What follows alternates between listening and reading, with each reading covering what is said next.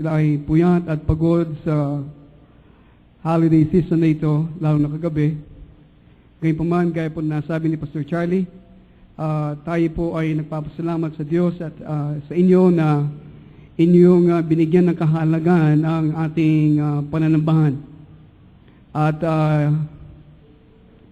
ito po isang pagpapatunay na inyo pong binibigyan ng atensyon ang inyong kaligtasan at ang mga bagay na ginagawa ng Diyos sa inyong mga buhay. Sabi kanina ni Pastor Charlie, ito yung panahon ng pagmamanok. Gusto ko sana lumapit dito, magmanok sa kanya. Gayunpaman, alam po natin bilang mga Kristiyano, siguro, nais ko yung batiin ng Merry Christmas, maligayang Pasko. Gayunpaman, alam natin na kahulugan ng Pasko sa ating paglago sa ating buhay Kristiyano. Gaya po nung nakaraan na Friday, nakaroon po tayo ng Christmas Eve service natin. Ito po ang ating nakaugalian na hindi po natin ginagawang Christmas Eve service gaya ng ibang mga iglesia ng Bispiras ng Pasko. Ito po ang ginagawa natin ng 23. Ito po ang panahon na sama-sama na tayo po ay parang nagkakaroon ng minsan sa taon na tayo nagkakasama mag-fellowship at magbigay ng mga Christmas presentation po ng ating mga bata dito sa ating iglesia at marami mga bagay natin ginawa noong pong nakaraan na Christmas Eve service. At ating pong naibigay ang ating pong Christmas Eve message nung nakaraan na Biyernes ng gabi. Kaya ito po yung aking itutuloy sa bagong taon.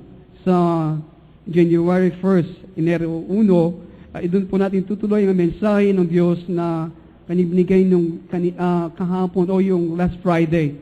Kaya atin pong itutuloy ang ating mensahe nung iniwan na Sunday. Ito po ay dapat natin ituloy para lalong maging maliwanag sa atin. Ng aking pong dalangin na sa umagang ito ay sa kabila po na pagod ang inyong mga pangangatawan at marami mga bagay na mga alingas-ngas na sa ating mga buhay, ang panibagong kalakasan ng inyong pong masumpungan sa inyong mga buhay. Okay? At pagpalain po kayo ng Panginoon sa Kapaskuhan nito. Alam natin, ang Kapaskuhan ay kapanganakan ng ating Panginoon. At bilang mananampalataya, alam natin, walang nakakatiyak kung anong eksaktong petsa na kapanganakan ng Panginoon. Tiyak hindi po Disyembre ang kapanganakan ng Panginoon sapagkat alam natin, ang mga pastol sa panahon ng kapanganakan ng Panginoon ay nasa labas. At ang panahon ng Disyembre ay malamig at sa ibang bahagi ng Israel ay nagyayelo. Kaya tiyak na hindi po ang kapanahunan. Gaya po ng aking nasabi nung nakaraan na Christmas Eve service natin, ay ito ay tinago ng Diyos at tahimik ang Biblia sa eksaktong petsa na kapanganakan ng Panginoon, hindi gaya ng mga kapistahan na mga Hudyo ay ating nalalaman ang panahon na kanilang nagdidiwang ito. Ito ay tinago ng Diyos sapagkat ayaw niya na sambahin natin ang araw ng kanyang kapanganakan. Nais niya lahat ng mga bagay sa Biblia, kahit ng kapanahunan at kapistahan, lahat ng ito ay may sentro sa ating Panginoong Jesucristo. Sa Kanya at sa Kanyang buhay na ibinibigay.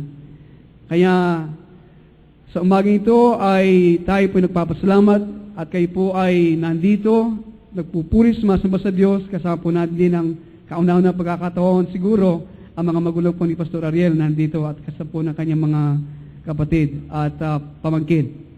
At kayo rin po naming bisita sa kauna-unang pagkakataon, pagpalain po kayo ng Panginoon sa Kapaskuhan nito. Ang mahalaga, gaya po nasabi kanina ni Pastor Raul, araw-araw sa ating Pasko, kapag si Kristo ay dumarating sa ating mga buhay. Iyon po ang essence, iyon po ang buod, iyon po ang mensahe ng Kapaskuhan.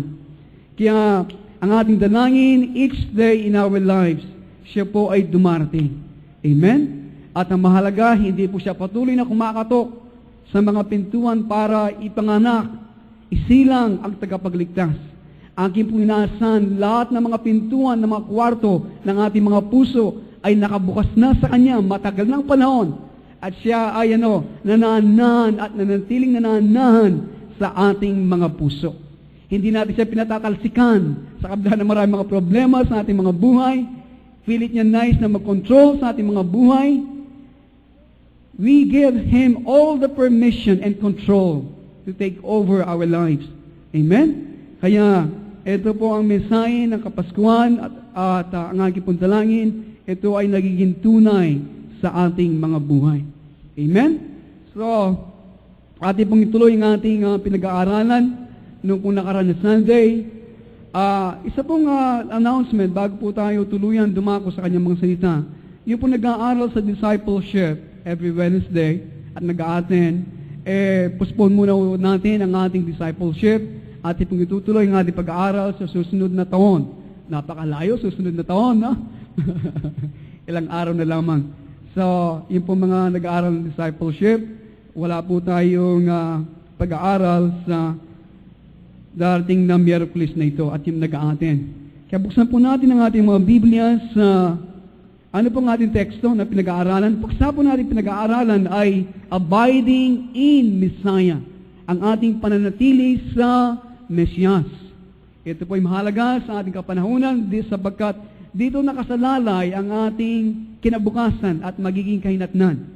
Kaya mahalaga na ating malaman ang paksang ito sapagkat kung hindi natin nalalaman ang mga bagay na nais ng Diyos na ating malaman, hindi natin nalalaman tayo ay natatangay na at tayo ay naalis sa sangang ito o sa punong ito na walang iba kundi ang ating Panginoong Hesukristo. Ang ating pong teksto ay ang Ebanghelyo ni San Juan, Kapitulo 15, sa pasimula sa mga unang mga talata. Ating pong basahin. The Gospel of John, chapter 15, verses 1 to 3. Ako ang tunay na puno ng ubas. Sino po nagsasalita? Ang ating Panginoong Hesukristo. At ang aking Ama ang magsasaka. Ang bawat sanga na sa akin ay hindi nagbubunga, ay inaalis niya. Sino po nag-aalis ng mga sangang ito na hindi nagbubunga? Ang Ama na magsasaka. At ang bawat sanga na nagbubunga ay nalilinis niya upang lalong magbunga. Kayo'y malilinis na sa pamagitan ng salita na sa inyo'y aking sinalita. Kayo'y manatili sa akin at ako'y sa inyo, gaya ng sanga na di makapagbunga sa kanyang sarili, maliban nakakabit sa puno. Gayon din naman kayo, maliban na kayo'y manatili sa akin. Verse 5, Ako ang puno ng ubas, kayo ang mga sanga. Ang nanatili sa akin at ako'y sa kanya, ay siya nagbubunga ng marami, sapagkat kung kayo'y hiwalay sa akin, ay wala kayong magagawa. Ang mga talatang ito, sa katagalan ng ating pananampalataya at pagsunod sa ating Panginoong Hesukristo, marami sa atin ay ating nang memoryado na sa ulado natin ang mga talatang ito. At ang mensahe na kapaloob sa mga talatang ito ay kahit paano ay meron ng puwang at kaalaman ang marami sa atin. Gayunpaman, ang mga kaalaman na ito na ating natutunan sa bawat araw ng ating mga buhay, ang nais ng Diyos ay ito'y makaroon ng ugat, katotohanan at maging katunayan sa ating mga buhay. Ang mga katotohanan natin nadidinig sa bawat linggo at sa ating bawat pagdalo sa gawain ito, ang nais ng Diyos ay ito'y maging bahagi ng ating mga buhay. Hindi niya nais na ating sinasayang ating mga panahon. Lagi kong sinasabi sa inyo, ang bawat pagtitipon at aking nakikita kayo po na aming nakakasama, lalo na sa ganitong panahon, inyong binibigyan ng kahalagan ang buhay spiritual at buhay na nasa inyo. Wala kayo sa bahay, pagod, kaninang umaga ay para bagang napakahirap na bumangon. Hindi ba? Kailangan talagang gisingin mo ang iyong sarili. Minsan, ang iyong mata ay para kang galsa. Nakapikit na yung mata mo. Yung isa ay nakadilat pa. Gusto mo bumangon, naglalaban ng dalawang mata mo, at kaisipan at kalooban, para gisingin mo. Kaya sabi po ni San Pablo talaga, hindi nagkakamalang Biblia. Kailangan natin pagtrabahuin ang ating kaligtasan na may takot. Kaya kapag may takot sa inyong puso, Meron kang pakialam sa inaharap at sa buhay na nasa iyo, ang iyong isang matay didilat din sa kabila na pagod ang iyong pangangatawan. Amen? Pinagtatrabahuin mo yung kaligtasan, may takot at panginginig. Kaya kapag ang Espiritu ng Diyos ang nanginig sa iyo, lahat ng iyong balahibo ay tatayo. Sana itong ating nararanasan. Amen? Kaya ang aking dalangin ng Espiritu ng Diyos ay laging sumasa atin. Ang kanyang gawain, trabaho sa ating kaligtasan, ay tayo ay kanyang gisingin. At tayo naman ang bahagi natin, tayo ay makipagtulungan. We have to cooperate with the Holy Spirit. At tiyak, tayo ay dinadala sa wangis ng ating Panginoong Jesucristo. Ito ang pinaka-ultimo at the prime goal of our Christian life. Okay. Ating pinag-usapan ang pananatili sa Mesyas. Ang Amang Diyos, base sa ating pinag-aralan, siya nagtanim ng puno o halamanan o halamang ubas. At kanyang binabantayan at inaalagaan ito. Ang halamang ubas ay spiritual, subalit ang mga bunga nito ay nakikita sa sanglibutan. Ang mga bunga ng punong ubas na ito ay katuwiran at pagpupuri. At ang mga bungang ito ay lilitaw at mahayag sa paningin ng mga bansa sa sanglibutan. Ito po ang ipinapahayag at dinidiin ng Biblia. Messiah Jesus is the vine. Ang Mesyas, ang ating Panginoong Jesucristo, siya ang puno. We, the Christians, are the branches. Meron tayong awitin noon nung tayo bago mananampalataya. Hindi ba? Ano pang yung awit na yon? Jesus is the vine and we are the branches. And His banner over me, His love. Hindi ba? Meron pang action yan. Sana po ang mga awit na ito ay hindi natin nakalakihan. Okay? Kahit dito sa mga basic na mga kaawitin na ito ay merong katotohanan. Sana masasabi natin tayo ang sanga ng tunay at totoong punong ito ng Diyos. Kaya naghahanap ang Diyos ng bunga sa ating mga buhay. Ito po ang bunga. Ang bungang ito ay hindi ministry. Ang bungang ito hinahanap ng Diyos ay hindi paramihan ng mga miyembro natin. Ang bungang ito na hinahanap ng Diyos ay hindi yung malaki at maraming mga nagagawa natin sa Kanya. Marami tayong na-accomplish, maraming sumusunod sa atin. No! Ang bungang ito na hinahanap ng Diyos ay walang iba ang wangis ng Kanyang anak. Ang wangis ng Mesiyas ay pag-ibig, kagalakan, kaamuan, kapayapaan, katiyagan, kagandang loob, kabutihan, katapatan, at pagpipigil sa sarili, sapagkat ito ang kaharian ng Diyos. Nasa iyo ang lahat ng ministry. Bawat sulok ng buong Angeles, meron kang gawain. Tanyagan yung pangalan sa buong daigdig. Kung ang buwang ito na hinahanap ng Diyos, walang kabuluhan ng lahat ng mga bagay nito. Kaya akin napapansin, marami mga manggagawa, hindi revival kapag walang tao sa iglesia. Ang revival sa kanila, ang bunga ng ministry na susukat sa bilang ng mga tao. Ako'y naniniwala na tayo'y darami. Ako'y naniniwala tayo'y lalago. Hindi sa kaparaanan natin gusto. Ang Diyos ang siyang magpapadala sa mga tao. Nais niya na dadalhin niya sa dakong ito. Tayo kikilos sa abot natin makakaya na alam natin na dapat natin gawin. At siya magdadagdag kung sino nais niyang idagdag. At siya mag-aalis kung sino nais niyang alisin. Gayunpaman, mga kaibigan, ang bungang ito ay ang mga bagay nito na kanyang inahanap. Kaya ako po ay natatakot sa mga buhay na maraming mong manggagawa. Mga pastor, mga evangelista. Sa kabila na maraming mga bagay na kanilang gagawa sa hari ng Diyos, ang mga bagay nito na hinahanap ng Diyos sa kanilang mga buhay ay hindi nagbubunga. Kaya, as we abide in Messiah, abang tayo nanatili sa Mesiyas, ang kanyang makadiyos na wangis ay nagpapasimulang lumabas at mahayag sa ating mga personalidad at sa mga personalidad din ng mga taong ating pinaglilingkuran.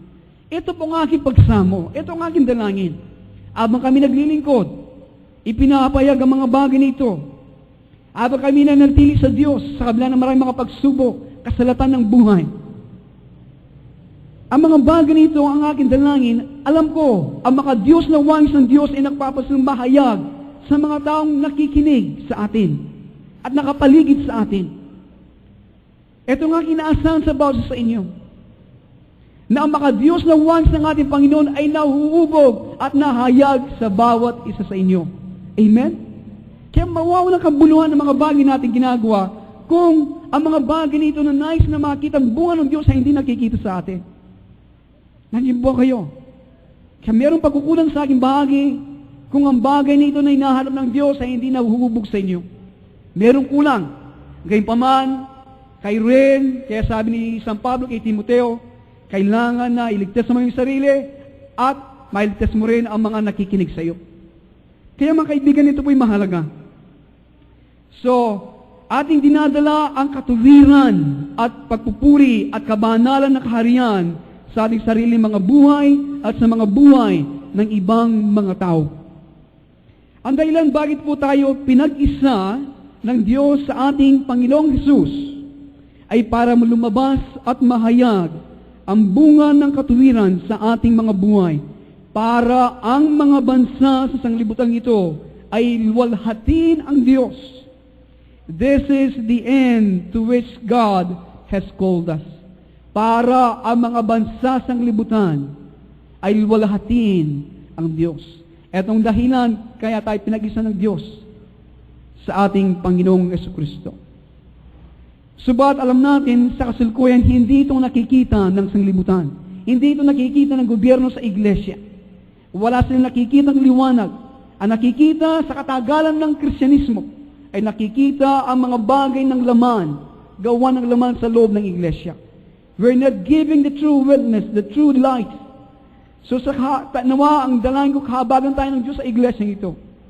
Marami tayong kapalpakan, marami tayong makahinaan, but we are aspiring this, na ang katuwiran at pagpupuri ay makita ng buong sanglibutan at mga bansa at lalo mga tao nakapaligid sa atin. Amen? Nandiyan ba kayo? So, kung hindi nakikita ang katuwiran at pupuri sa ating mga buhay, God will remove us from Messiah. Alisin tayo ng Diyos sa Mesiyas.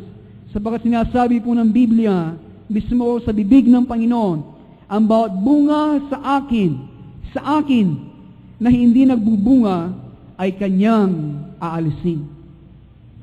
Ito po ang pinakamasaklap sa lahat ng bagay. At ito ang kinakatatakutan ko sa lahat ng bagay. Nang bawat sa atin ay na tayo ay sinasabi ng Panginoon, sanga na, nakakabit na, at merong posibilidad na tayo ay maalis sa sangang yan. Amen? Kaya, nagpapasimula ang Diyos na kumikilos sa ating mga buhay. So, ating pong ituloy ang ating pinag-aaralan. Ang tuloy-tuloy na pananatili natin kay Jesus, ang bunga ng tuloy-tuloy na kalayaan mula sa paghahatol ay ating ding masusumpungan sa Kanyang mga salita. Kung tayo po ay tuloy-tuloy na nanatili sa Kanya, meron din tayong tuloy-tuloy na kalayaan, okay? Mula sa condemnation, mula sa paghahatol. Kaya ating pong buksan ang ating mga Biblia sa unang sulat ni San Juan para ating pong masumpungan ang katotohanan ito. 1 John chapter 1 verse 7. Ating po tignan. Kung tayo po ay patuloy na nanatili sa Kanya, tayo rin po ay tuloy-tuloy na may kalayaan sa paghahatol sa ating mga buhay. 1 John chapter 1 verse 7. Ano po sinasabi dito?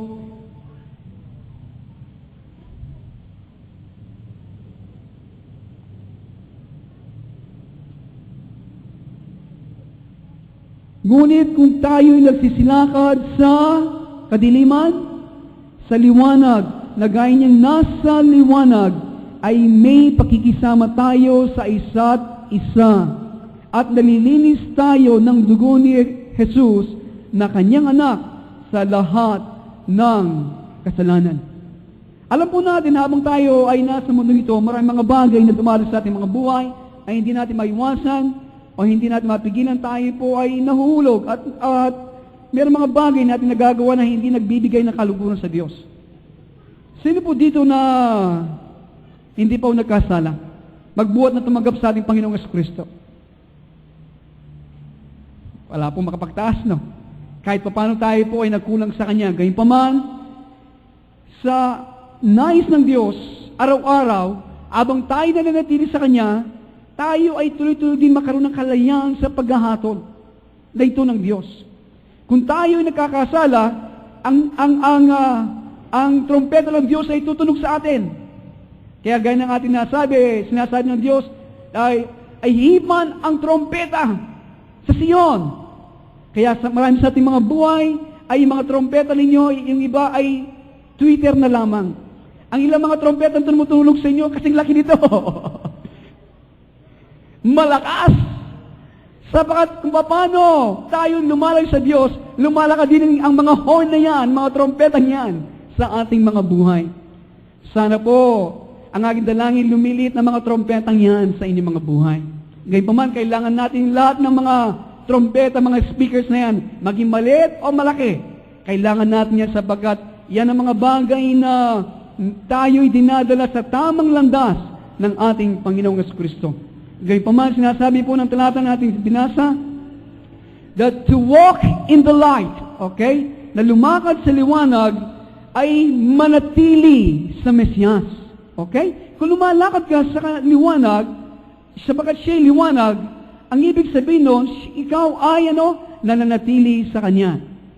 Sa Kapaskuhan na ito, sa maraming mga bagay, sa bakasyon na ito, maraming mga reunion, maraming mga kamag-anak, dagsan, sabay, lusob dito, minsan, ang ating mga salita ay nagiging, careless, hindi ba? Minsan ang ating mga salita ay naparabagang yung pagbabantay mo ay nawawala. Minsan pala nagsasalita ka na ng dati yung sinasabi. Minsan ginagawa mo na yung na-miss mo kapag nandiyan naman kamag-anak mo. Ito ang panahon ng pagbabantay, gaya ng aking sinasabi. Kaya, lagi tayong manatili. Kapag tayo nanatili sa Kanya, tayo lumalakad sa liwanag. So, ito po ay pagsisikap ng isang individual na manatili sa sentrong kalooban ng Diyos. Kapag tayo lumalakad, nanatili sa Kanya, itong pagsisikap ng bawat sa atin na lumakad sa sentrong kalooban ng Diyos. Hindi ibig sabihin na tayo nasa tabi. Kapag nasa sentro ka. Amen? Huwag yun ang palitan. Kapag sentro, ang ibig ng Diyos, sentro, hindi sa kabila. Okay? Hanggang tayo ay nanatili sa Mesiyas, nanatiling sensitibo sa mga prompt things, nanatiling sensitibo sa mga udyok, sa mga dikta ng Banal na Espiritu Santo, at nagtitiwala sa karunungan ng Panginoon, kesa sa ating mga sarili. The blood of Jesus is cleansing us, then we are without condemnation. Amen? Wala tayo sa paghahatol. Kung mga bagay nito na aking binanggit ay inyong ginagawa sa inyong mga buhay. Kaya inyong mapapansin ng isang Kristiyano kapag siya'y nasa paghahatol ng Diyos, hindi ibig sabihin na siya ay masama, hindi ibig sabihin na siya ay malayo na sa Panginoon. Lalo na nga kapag siya'y nasa paghahatol ng Diyos, ang trompeta ay humihip sa Kanya, lalo siyang nilalapit ng Diyos sa Kanya. Hindi siya hypocrite. Ang hypocrite ay hindi ibig sabihin na meron siya nagawang mali. Ang hypocrite ay kanya sinasabi, ako'y matuwid. Pero gumagawa siya ng masama. Pero ang hypocrite, ang isang Kristiyano nagpupunyagi, nagkamali siya, inamin niya siya nagkamali, yun ay hindi siya hypocrite. Siya ay nagsumusulong, nagpupunyagi. Nandiyan po kayo? Kaya mga kaibigan, ang mga bagay nito ay mahalaga, sabat nais ng Diyos ay we are without condemnation. We are perfect sa punto ito kapag ang mga bagay nito ay ating ginagawa. Tayo'y ganap. Ito pong aking ninanais sa aking buhay, na maging ganap sa kanyang harapan in the sight of the Lord. Kaya dapat nating ibigay, listen, dapat nating ibigay ang prime attention and strength. Kailangan nating ibigay ang ating pinakamainam na atensyon at lakas ng ating buhay sa problemang ito ng pananatili sa Mesiyas. Amen? Ibigay mo ay yung prime attention, yung pinakamainam, pinakamabuti mo, ang atensyon at lakas sa problemang ito na pananatili sa Mesiyas. Mayroong problema ang pananatili sa Mesiyas Hindi ba? Why is abiding in Messiah a problem? Bakit po ang pananatili sa Mesiyas ay problema? Sapagkat ito po ay isang problema dahil lalo na po sa mga mayayaman na bansa, ito po nakikita ng maraming mga pastor, lalo na doon, na alam natin, the rich enter the kingdom of God with great difficulty. Hindi ba? Ang mayayaman ay meron pong mahirapan sila, sinasabi ng Biblia, na magpasok sa karya ng Diyos, na may kahirapan, kaya sinasabi, is it easy for a camel to enter in the eye of the needle than a rich man to enter the kingdom of God. Sapagkat ano pong dahilan? Sapagkat maraming mga bagay na patuloy na kumukuha ng kanilang atensyon na gumagawang salungat at laban sa ating pananatili sa Mesiyas. Hindi lang po sa mga mayayaman na may problema ganitong mga bagay.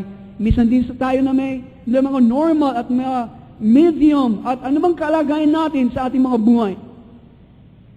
Kaya, ang aking dalangin, anumang maraming mga puwersa, hindi ba? Hindi niya ating nararanasan ito? Nandiyan po kayo. Ngayon lamang isang puwersa na.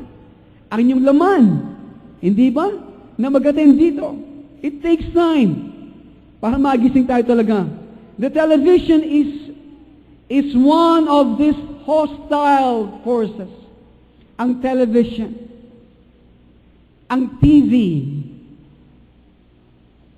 Kami po may TV sa bahay ngayon sapagkat wala nga aking biyanan nasa bahay. Ito po ang isang kaaway na puwersa. Bakit po? Television per se, wala pong masama. Yung lumalabas ang masama. Kapag kinukuha ang ating atensyon, hindi ka makatulog hanggang hindi mo makita ang programa na hinahanap at hinihintay. Kinasasabihan pa ang programa yan kaysa ating Biblia at sa ating Panginoon Jesucristo. Yun ang kayong kalagayan, something's wrong. Sa inyong buhay spiritual. Kung nag-drive sa iyo mga programa, something's wrong. Mga bata, ako po ay parang sinasabi sa bahay, Pastor, sabi niya, ni Sister Karina, Love, lagi kong nadidinig sa bahay nito ang iyong tinig. Sigaw ka dito. Alam niyo po, pagpasensyahan niyo na ako. Hindi naman ako dati madaldal Tahimik po akong tao Ni magsalita ayaw ko magsalita sa harapan ng mga tao. Actually po, nung ako po ay unang magsalita, tinulak akong mangaral. Binasa ko lang ang teksto ko, umupo na ako Hindi ko natuloy, hindi ko alam anong sasabihin ko. Pero ewan ko po ba ganitong nangyari sa akin. Gayun pa man, ba't kaya sinasabi ito? Wala sa teksto ko ito Ang agi pong dinidin, yung mga bata, bantayan natin ang kanilang pinanonood. Sinasabi ko sa mga bata, ayaw ko yan. Minsan po mga bata, makulit. Number 1, nasan kaya si Gian? Number 1, makulit. Kung makulit sila, makulit din ako. Kaya, sa kabila ng, kahit na nadidinig aking tinig, sa akin napansin, sa kakulitan ko din, kasamang pamalo, at tulong at patnubay ng Diyos, dalangin, paalala, sabi ko, hindi tama yan kapag sumusobra na. Amen? Sana mapili natin ang kanilang pinanonood. Kung meron kang VHS, good. mga documentary, mga entertaining minsan, okay, mga wholesome na mga movies, okay. Pero not all the time maging addict ka. Lalo po ngayon, ang teknolohiya, ang technology, ang mga computers, masasabi po iyan pwede nilang yung television, isang wall. Manunood ka ng isang screen at meron kang bahagi sa computer, magiging bahagi ka ng iyong pinanunood. Meron na, ganyan na po. Kaya ingat. So, ito ang hostile forces na lumalaban sa ating pananatili sa Diyos. Sa bakang television, listen, ay naghahanap ito na i-conform, itulad ang ating kaisipan at pagnasa at kaparaanan ng sanglibutan, hindi ba? I-conform, itulad ang ating kaisipan. Kaya mga bata, tignan nyo, lagi ng wrestling nanonood, mamaya, may black eye ka rin. Susuntukin ka Hindi ba? Anong nakikita? Kaya itinutulad ang ating kaisipan at pagnasa. Kaya minsan nakikita mo may bahay, umiiyak. Pagkatapos, makita ang asawa, napanood ang TV. Dad, mahal mo ba ako? May number 2 ka ba? Dad, hindi ba, yan man, nadidinig ko minsan sa mga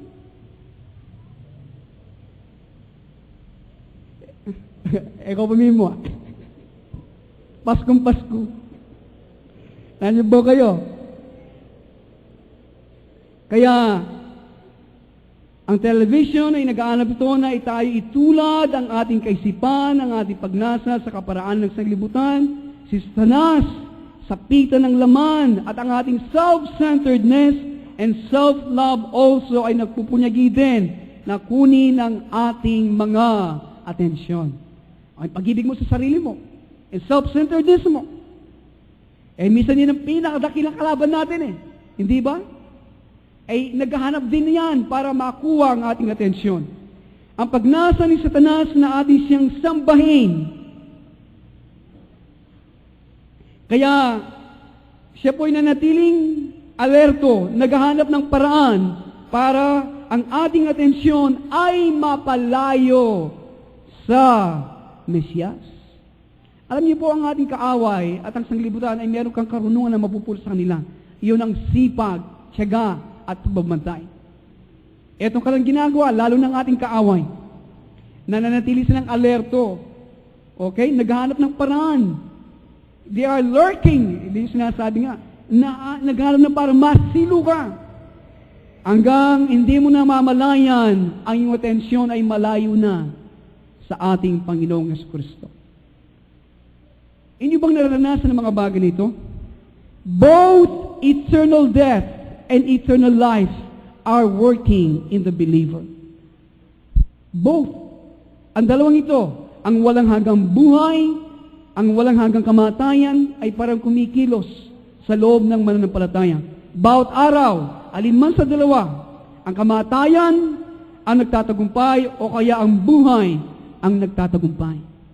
Alin po kaya sa dalawa ang laging nagtatagumpay? Ang pintuan ay makitid at ang daan ay puno ng mga bagay na sumasalungat tungo sa buhay na walang hanggan. Alam po natin yan. Ang pintuan ay makitid at ang daan ay puno ng mga bagay na sumasalungat tungo sa buhay na walang hanggan. The Lord Jesus the Messiah is the only way. Ang Mesiyas, ang ating Panginoon, ang siyang tanging daan sa buhay. Ang siyang tanging daan sa buhay. Tayo ay magpapasok sa pamamagitan niya sa walang hanggang buhay. Pagkatapos ako po ay maasat kayo nakapasok na sa walang hanggang buhay. Pagkatapos noon, magpapasimula ang pakikipagbaka. Doon ang pasimula ng pakikipagbaka kapag tayo nagpasok sa walang hanggang buhay. Nandiyan ang walang hanggang buhay. Nandiyan sa inyong loob ang binhe na hindi mo nabubulok. Ang buhay na walang hanggan, pagkatapos ninyong tinanggap siya, doon ang pasimula ng pakikipagbaka. At alam natin, ang pakikipagbaka kung saan nakapasok ang maraming mga banal, ay hindi po mga ordinarily, hindi po ito isang physical o kaya mga mental na pakikipagbaka, kundi ano po, ito ay isang spiritual struggle na kanyang ginagawa sa pamagitan ng pananampalataya at tiyaga. Ito, spiritual ang ating pakikipagbaka. Hindi ang ating mga kapatid, ang ating kapitbahay, o sa mental na pakikipagbaka ang ating ginagawa para mapanatili yung walang hanggang buhay na nasa atin. Alam natin tayong daan sa walang hanggang buhay ang ating Panginoon. At tayo pinasok niya sa pakikipagbaka. All of us, each one, from 4 years old, hanggang sa walang edad sa atin, we are in a battle. At tayo nakapasok doon. At ito ay spiritual, hindi natin nakikita. Ang mahalaga, ito ginagawa natin sa pamagitan ng pananampalataya.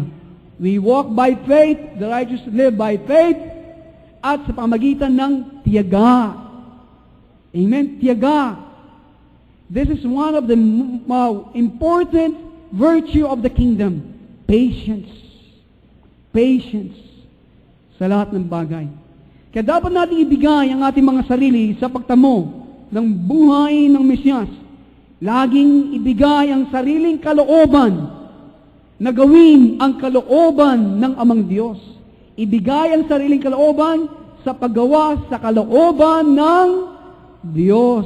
Hindi sa iyong sariling kalooban, hindi sa kalooban ng iyong pastor, sa kalooban ng Diyos. Iwalay sa ganitong pagpapasya na ibigay ang sariling kalooban sa bagay nito sa tayo mapuspos ng buhay na walang hanggan, ay magresulta ito ng maliit na tagumpay sa ating paglakad sa Mesiyas. Dapat nating patuloy na piliin, listen, dapat nating patuloy na piliin na gawin na ating alam na kalooban ng Diyos. Amen? Piliin. We have to choose. Kapag sinasabing we have to choose, piliin, it involves your will. Diyan po nakasalalay kasi akala natin ang kaligtasan magic pananampalataya, darating na lang bigla sa iyo. No! Akala natin kasi lumutang we are a spoiled generation. Gusto nating instant. Biglang baksak. No! The will has a greater part in our salvation. You have to choose it. Piliin mo.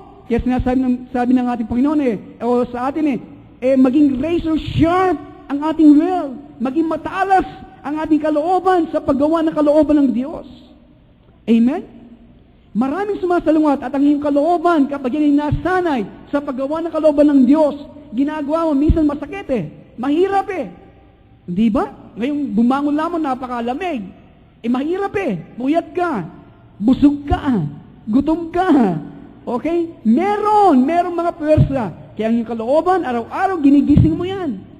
Pinatatalas mo yan sa Espiritu ng Diyos hanggang yan ay naging natural na lamang sa Kanya na ginagawa na lamang ang kaloob ng Diyos. Ano man na magiging bunga nito, magbibigay ng kasiyahan sa iyo, pakinabang sa iyo, hindi. Natural na lamang sa iyo na ginagawa mo ang kaloob ng Diyos hanggang ang maging pagkain mo at karne ng iyong buhay ay ang paggawa ng kalooban ng Diyos katulad ng ating Panginoong Jesucristo. Amen?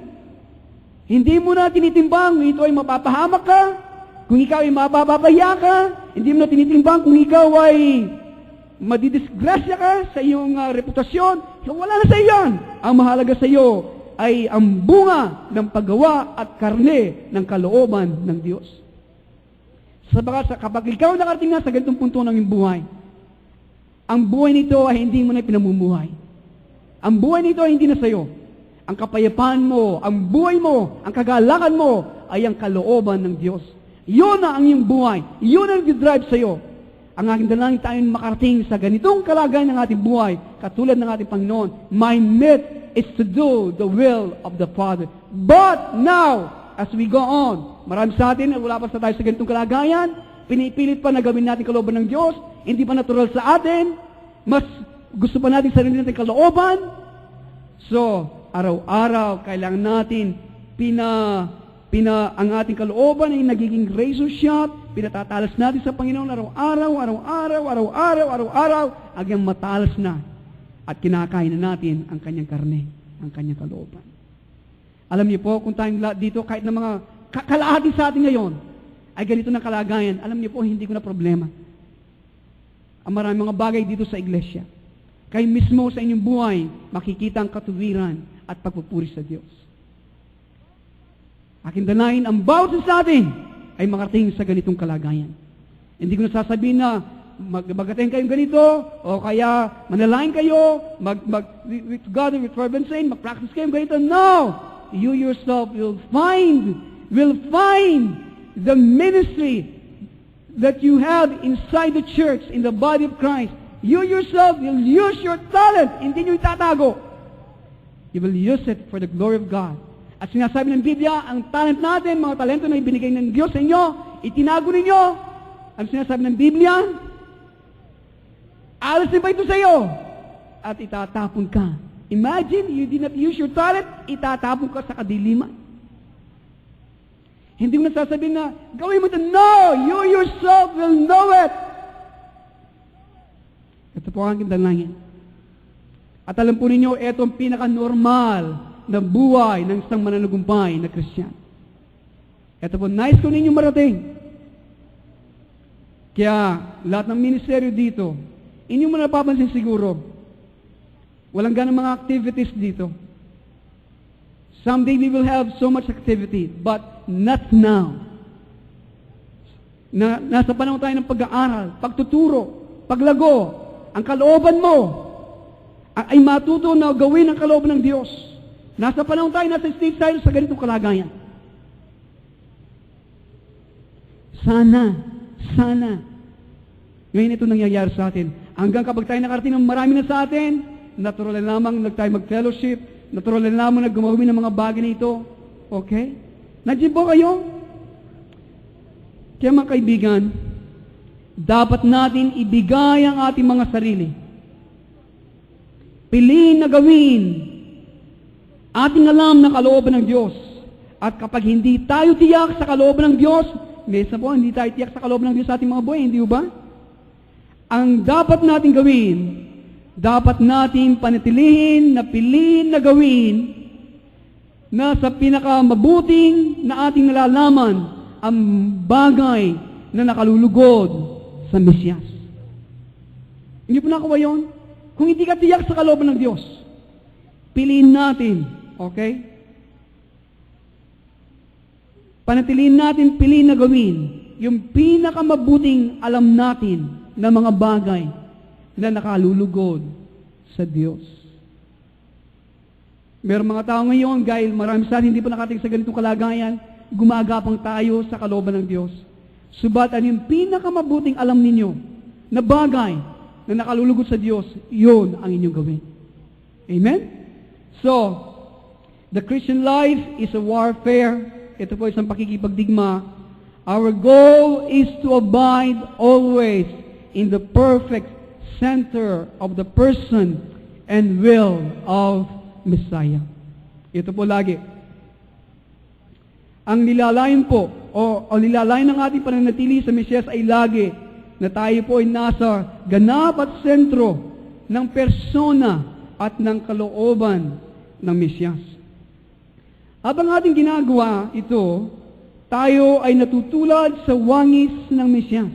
Nandiyan po kayo? Habang ginagawa natin ito, nagpasok tayo sa buhay na walang hanggan, at ang daan na yan walang iba, ito'y makitid, subalit ang buhay na walang hanggan ay ang ating Panginoong Jesucristo, at pagpasok natin sa buhay na walang hanggan na ito, nasa nakikipagbaka tayo, at tayo nasa problema na manatili sa Kanya, gayon pa man, abang ating pinipili na gawin ang kalooban ng Diyos, ginagawa ito, natutulad tayo sa wangis ng Mesiyas.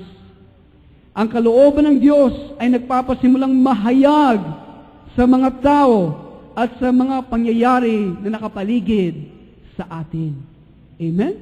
Nahayag ang kalooban ng Diyos. At sa lahat ng mga bagay nito, at ang ating mga panalangin ay nakatatamo ng dakilang kapangyarihan sa Diyos. Amen? Amen?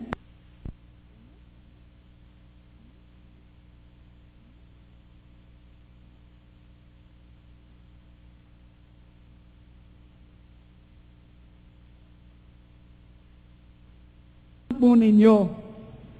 Alam po ninyo, malaking gagawin ng Diyos. Latter rain will fall upon us. Hallelujah. Sana hindi nasasayang ang aming pagpapagod sa mga ating ginagawa sa iglesyang ito. Ang aming sinusukat dito, wala tayong thermometer, hindi mga bilang ng pera, number ng mga nag-attend. Ang sinusukat dito, how much resurrection life you have. At ang nagsusukat niyan, hindi ako ang Panginoong Jesucristo pagpasok niyo sa bahay-sambahan na yan. Paano kaya karami na yung buhay na walang hanggan na bumuhay sa Panginoon na sa inyo? Yung buhay niya. Paano na kaya karami? Baka pa kanya ko, gaya pala itong bukong pa mo. Mahalaga, mayroon na. Okay? Ang mahalaga, mayroon na. Dito walang turuan, walang sisiyan, walang pagbibintangan, okay? Ay, makayan yan, ka-immature na niya. Okay? Magkanyan na kaya, gaya pa ito. Magtsagata po. Payaring ginukarela, okay? Payari. Pero sana naman, luna kang pulong banwa, maputi na kayong buwak mo. Sana, ang ganikin, okay, ang gito. Nandiyan po kayo.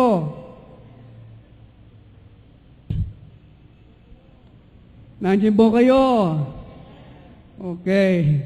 Kukutan ko po ito, uling lalo yung kini, kaya bakit? Isa kong palusot ng pastor yun eh. Ini po, ining panahon ng papagbuko, yung rin pastor. What ang malilili na lang, medyo, makanya nadya ba kayo? May ito ko po kanita no karin ko.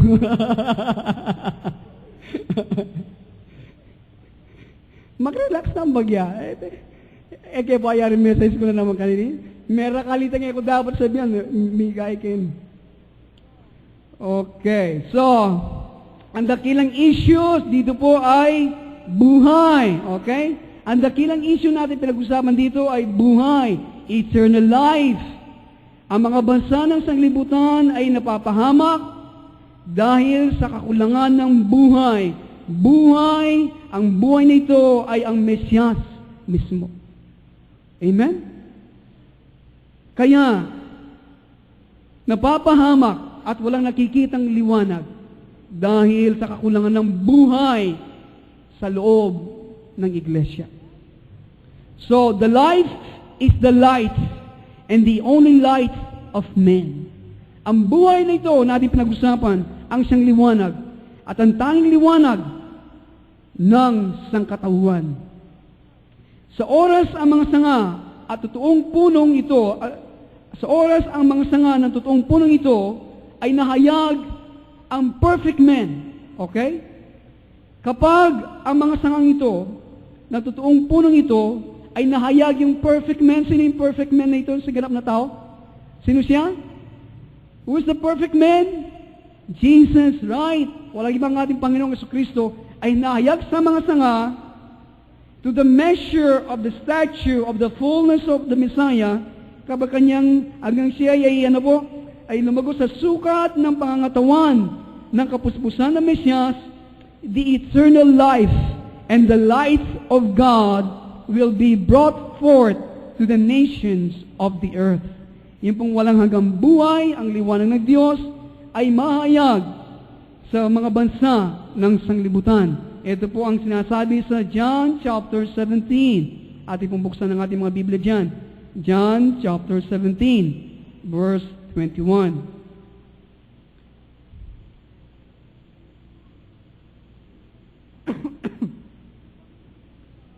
Upang silang lahat ay maging isa.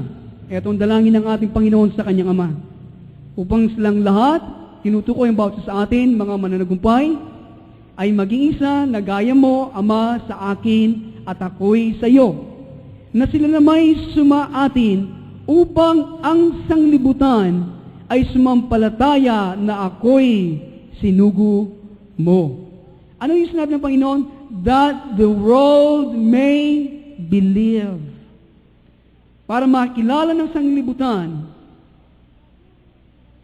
ang layunin na makarating sa hustong gulang, listen, ang layunin na makarating sa hustong gulang ang mga sanga na totoong puno, ito po ang tinutukoy bawat sa atin, ay para ang mga bansa ng sanglibutan ay maniwala at manampalataya na sinugo ng Diyos ang Mesyas. Amen? Ito pong ating binasa. Ang dakta ng sanga o ng puno ng buhay na walang hanggan ay aagos mula sa puno sa pamagitan ng mga sanga tungo sa mga tao ng mundo. Nagdudulot ito ng buhay at kalayan, deliverance, sa marami sa mga taong sa sanglibutan. Ito po yung ating matusumpungan sa Ezekiel chapter 47. Kaya buksan po natin ating mga Biblia para ating po masumpungan ang katotohanan ito. Kaya yung pong dakta ng buhay na walang hanggan ay aagos sa puno sa pamagitan ng mga sanga tungo sa mga tao ng mundo na magdudulot ito ng buhay at kalayan sa kanila. Kaya sinasabi sa Ezekiel 47 verse 9 ang ganitong mga katotohanan. At mangyayari na bawat likhang may buhay na dumadami, saan man dakong maagos ang tubig. Imagine, saan man dakong maagos ang tubig nito ay ang buhay na walang hanggan na nasa mga banal, na nasa sangang ito, ay mabubuhay at magkakaroon ng totoong napakaraming isda. Ang mga isda ay walang iba kundi ang sangkatauhan sapagkat ang tubig na ito ay dumating diyan at ang tubig ng dagat ay mapagagaling at ang bawat may buhay ay mabubuhay saan man dumating ang ilog na ito. Kaya saan man po dumaan ang ilog na ito, sa inyong buhay, lahat ay makakaroon ng kalayan, magkakaroon ng buhay. Kaya ang mga bansa ng mundong ito ay makukonverte dahil sa buhay at liwanag na darating sa kanila sa pamagitan ng mga sanga sa totoong puno. Hindi po naunawan? This is the climax, okay? This is the climax. Ito po ang kasukdulan ng katapusan o katuparan na sinasabi ni Jesus. Kanya sinabi, He that abideth in me, and I in him, the same bringeth forth much fruit. Okay? So, ito po sinasabi sa John 15 verse 5, and let us read Isaiah chapter 2 verse 3. Isaiah kapitulo 2, talatang 3. Para ating po masumpungan din ang katotohanan ito. Isaiah kapitulo 2, talatang 3. At maraming bayan ay magsisiyahon at magsasabi, halina kayo, at tayo magsiyahon sa bundok ng Panginoon, sa bahay ng Diyos ni Jacob, at tuturuan niya tayo ng kanyang mga daan, at tayo'y magsisilakad sa kanyang mga landas, sapagkat mula sa Sion, mula sa mga banal, ay lalabas ang kautusan at ang salita ng Panginoon ay mula sa Jerusalem. Itong pagdidiwan ng pista ng tabernakulo, ito po'y magaganap. Ang mga bansa sa buong sanglibutan ay pupunta sa Jerusalem. At ito ngayon po ay nangyayari ng gaya na aking nasabi. Minsan sa isang taon, ipinagdidiwan ng bansang ito at maraming mga Kristiyano sa buong sanglibutan ay pumupunta sa Jerusalem para ipagdiwang ang kapistahan nito. Ito ay katuparan ng ating binabanggit na ang Panginoong Jesucristo, ang mga bansa ay kanilang makikilala at masusumpungan ng buhay na nanggagaling sa sangang ito. Okay. Ako po'y magtatapos na. Ang mga bansa ng sanglibutan ay naghihintay para sa mga sanga na matutong manatili sa puno. Sa oras ang mga sanga ay naitatag na sa puno, ang buhay ng Diyos na nasa Mesiyas ay aagos mula sa mga sanga at ang bunga nito ay mapapalaya ang mga bilanggo ng sanglibutan mula sa malupit na pagkaalipin kung saan nilagay sila ni Satanas. Kaya hindi po nakita kanina, ang prophecy ay merong kaugnayan kanina na we shall be established. Kanina po, I believe that is from the Lord. Halos yung mga sinabi kanina ng prophecy kanina sa atin, ay tayo'y maitatag. Kapag tayo'y maitatag na nakabit sa punong ito, then ang buhay ng Diyos nasa Mesiyas ay aagos mula sa sanga tungo sa mga bansa ng sanglibutan. At ano magiging bunga? Kalayan sa pagkaalipin ng mga tao kay Satanas at buhay na walang hanggan. Kaya gaya na po ng aking nasabi, ang layunin ngayon ng Diyos ay hindi tayo dalhin sa kalangitan. Okay? kundi ang kalangitan ay dalhin niya dito sa lupa. Ang kalangitan ay kagalakan, kapayapaan at pag-ibig. At dito lang magaganap at nais ng Diyos mananan sa kaharian ng Diyos. Sapagkat ito po'y mahalaga ninyong malaman dahil kung mali ang inyong goal at nilalayo sa inyong buhay, makarating lamang kayo sa langit, sapat na kayong tumanggap lamang sa Panginoon. Huwag na kayong magpunyagi sa inyong buhay Kristiyano. Kung itong nilalayo niyo makarating lamang sa langit, makita niyo mga ginto kung wala kang ginto doon. Kung wala kayong mansion, yun lang gusto makita. Tanggapin lamang niyo ang Panginoon, okay na kayo.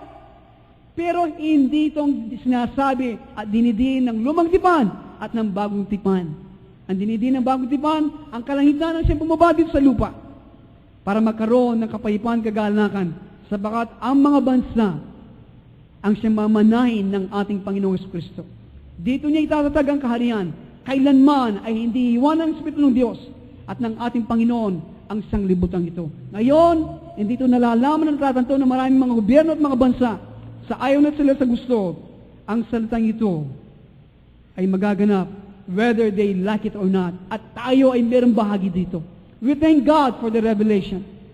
Hindi tayo nagangad na makarating doon sa kalangitan. Yan ay bunga lamang ng ating pananatili sa Kanya. When I die, nahuna ko sa inyo, I will be there in paradise. I will be there na tinatawag natin heaven, sa spiritual na kaharian. Ako'y maghihintay kasama ng mga banal mula kay Abel hanggang sa mga banal na mamatay lamang mamayang kanina. I will be there. Pero sa pagtunog ng huling trompeta, ang mga banal na sinasabi sa Jude, 10,000 of His angels are coming with Him. If the Lord's will, I will be a part of that army. Kung tayo ay mananatili sa Kanya. And then, pagbaba natin dito, we will establish the kingdom. Itatatag natin ang hari ng Diyos dito sa lupa.